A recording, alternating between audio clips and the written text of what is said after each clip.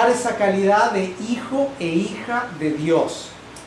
Y junto con esa identidad, no solo recuperamos la identidad, sino que también recuperamos la posibilidad, la vida eterna, que habíamos perdido por causa del pecado de Adán y Eva. Entonces, es un tiempo para reflexionar, no por un bebé que nos ha nacido, sino que por un rey que nos ha venido. Un rey que ha venido y que venció, y que está presente en cada uno de nosotros. Y ahora, ¿quiénes son los del nuevo nacimiento? ¿Acaso es Cristo Jesús? No, somos nosotros. Nosotros somos los que volvimos a nacer.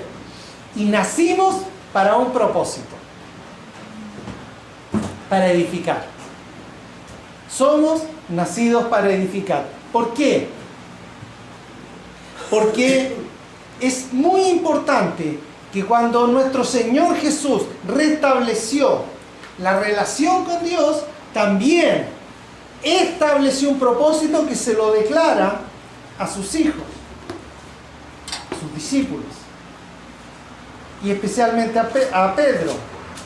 ¿Cuál es? El propósito de edificar su iglesia, una nueva iglesia, ya no un pueblo escogido, sino que una iglesia, una novia que tuviera una relación especial con Él y que fuera edificándose, como vamos a ver. En Mateo 16-18, tras la confesión de Pedro, que le dice a Jesucristo, como leo en el 17, cuando le dice que tú eres el Cristo, viene Jesús y le dice: eres bienaventurado eres tú, Pedro, porque eso no te lo reveló carne ni sangre, te lo reveló mi Padre a través del Espíritu. Y por eso tú declaras ahora abiertamente, sin temor. Mira la tremenda declaración que hace Pedro. En ese tiempo era digno de ser apedreado y muerto. Pero él, en la revelación del Espíritu, tú dices: eres el Cristo, el Hijo de Dios. Y conforme a esa declaración, Jesucristo, profeta por excelencia, le profetiza también a Pedro y a la iglesia. Y le dice, en el versículo 18 de este capítulo 16 de Mateo, dice: y yo también te digo que tú eres Pedro, y sobre esta roca edificaré mi iglesia, y las puertas del Hades, dice mi versión, no prevalecerán contra ella. ¿Contra quién? Contra la iglesia. Las puertas, en algunas versiones dicen de la muerte, y definitivamente dice no prevalecerán contra la iglesia. Tremenda declaración. ¿Por qué? Porque asentemos primeramente las cosas. Jesucristo establece y restablece una relación con el Padre, de parte de todos y cada uno de nosotros. Y ese viene el propósito, venir a transformar mi pecado, tu pecado, nuestro pecado, en perdón. Y a través de ese perdón, sentir el restablecimiento. Porque al ser perdonado, podemos nuevamente tener libre acceso con el Padre. Libre acceso para poder decirle: papito querido, Abba Padre, y poder tener esa relación de padre a hijo. Por lo tanto, mi identidad de hijo, tu identidad de hija se restableció para poder tener esa libertad de poder recurrir al Padre en todo tiempo y en todo momento. Pero junto con ello, Jesucristo le dice a Pedro, tras esta declaración, y ojo, que esa declaración tú y yo también la hicimos en un momento. Cuando recibimos a Cristo en nuestro corazón, ¿qué es lo que hiciste? ¿Qué es lo que hicimos? Reconocimos a Cristo como Hijo de Dios, que murió y resucitó por mí y que está sentado a la diestra del Padre hoy en día. ¿O no? La misma declaración que hizo Pedro, la hiciste tú. ¿Y qué le dice Jesucristo a Pedro por esa tremenda declaración? Tú eres roca. Y sobre esta roca de esta tremenda declaración: edificaré mi iglesia. ¿Te das cuenta lo que nos está compartiendo el Señor Jesucristo? Jesucristo tiene un propósito de edificar, de construir, no de destruir. Y todos nosotros estamos llamados ¿a qué? A edificar. En todo tiempo o en algún momento. ¿Solo los cultos? ¿Solo las reuniones de discipulado? No. Todo tiempo. Cada hijo e hija de Dios tiene que tener una característica. Nacimos para edificar. Nacimos para construir, para poner fundamento, porque edificar es poner fundamento. Y ya vamos a saber de qué tipo de fundamento es el que tenemos que poner, porque la iglesia dice, nuestro Señor Jesucristo: edificaré una iglesia sobre la cual las puertas de la muerte no prevalecerán. Por eso nosotros somos transformados de muerte a vida. Por eso nosotros somos transformados, absolutamente transformados, para edificar. Y nuestro Señor Jesucristo, cuando está declarando, como lo dice en Juan 19:30, consumado es. Cuando declara consumado es, restablecido es el propósito por el cual yo he venido a la tierra, he transformado tu pecado en perdón del Padre, y lo hemos reiterado varias veces, no se queda ahí, sino que desciende al Hades. ¿Para qué?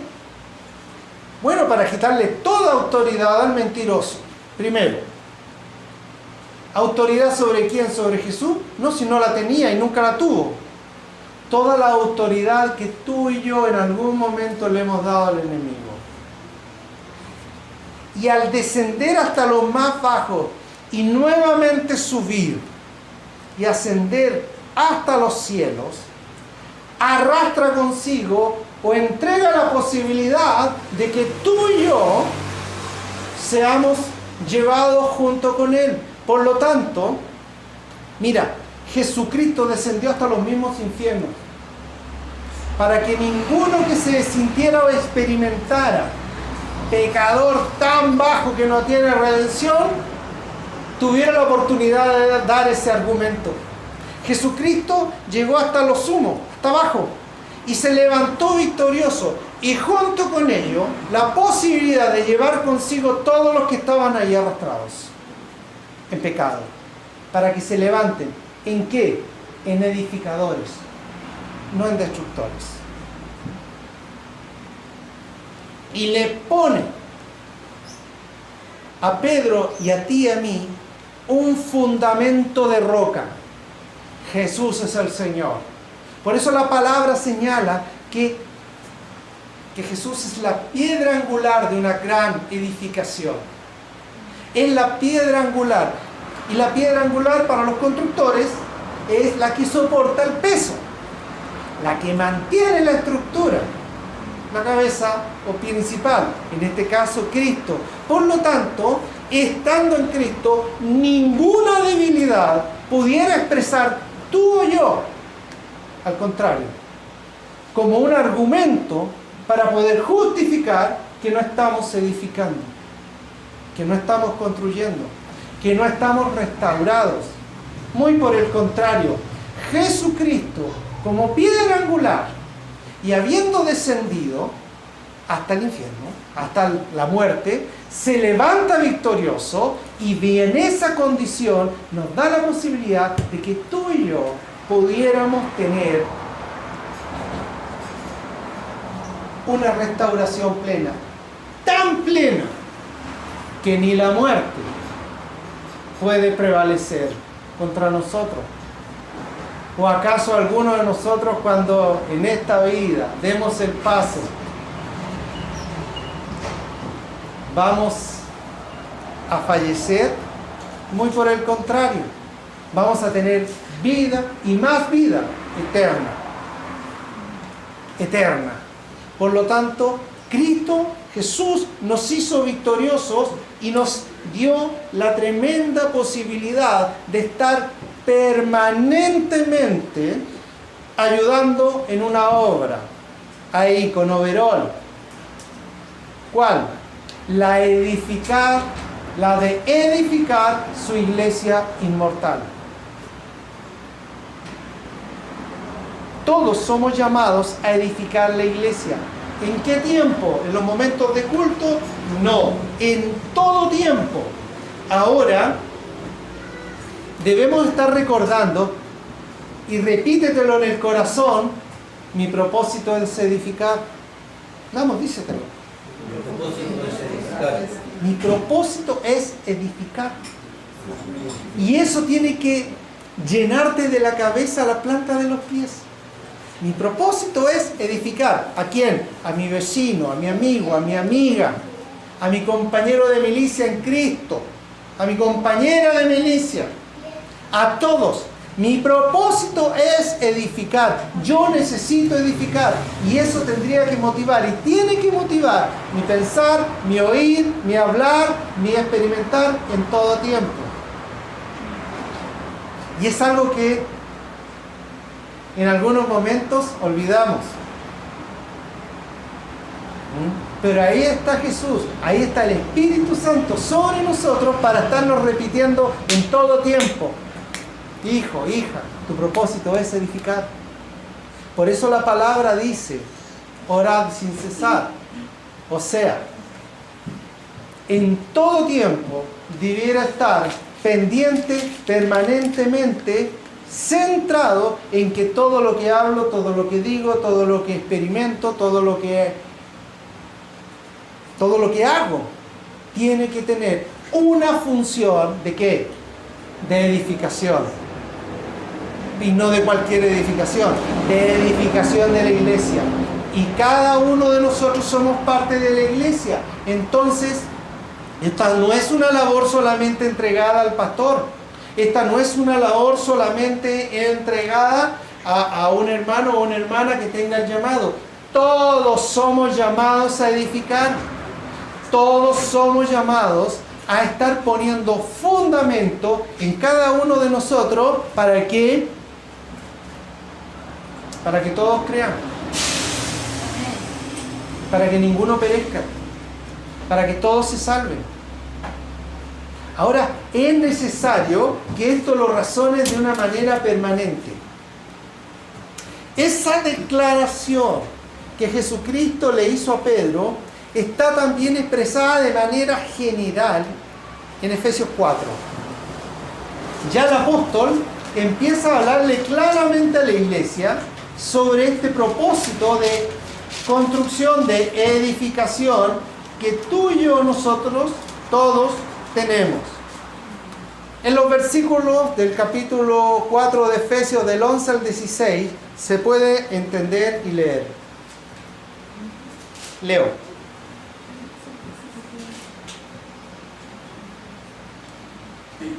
Y él mismo constituyó a unos apóstoles, a otros profetas, a otros evangelistas, a otros pastores y maestros. El ministerio quíntuple.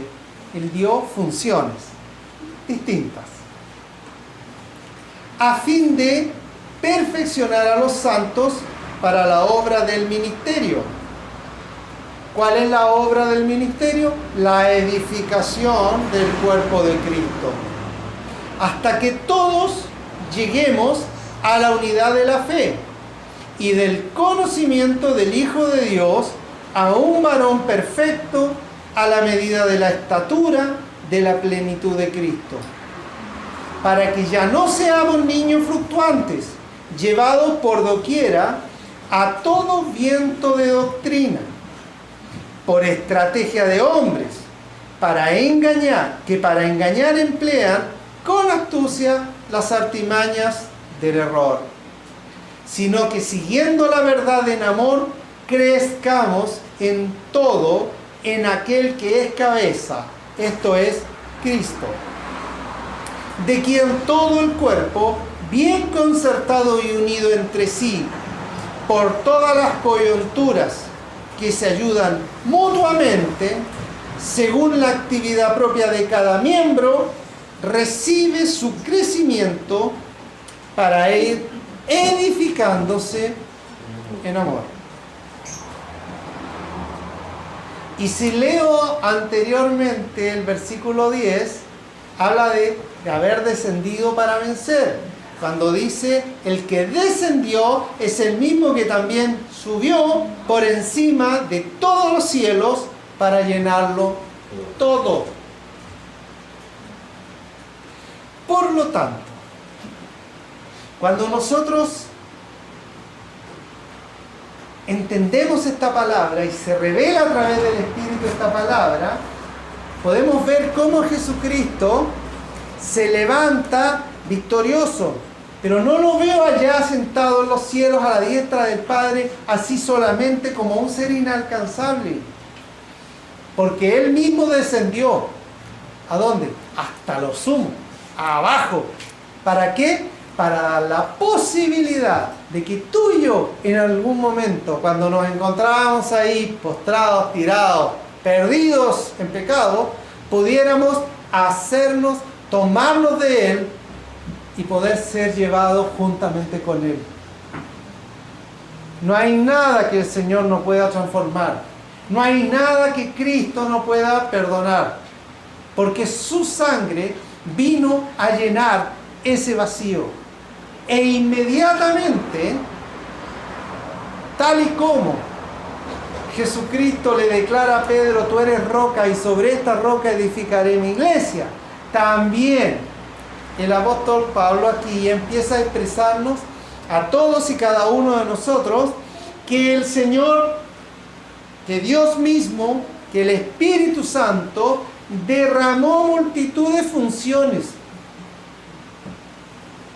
a todos y cada uno de nosotros.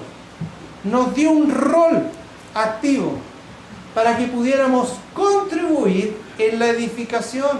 Es por eso, si uno toma literal esta palabra, podría decir, no, solamente el ministerio quíntuple está entregado toda la función de edificación.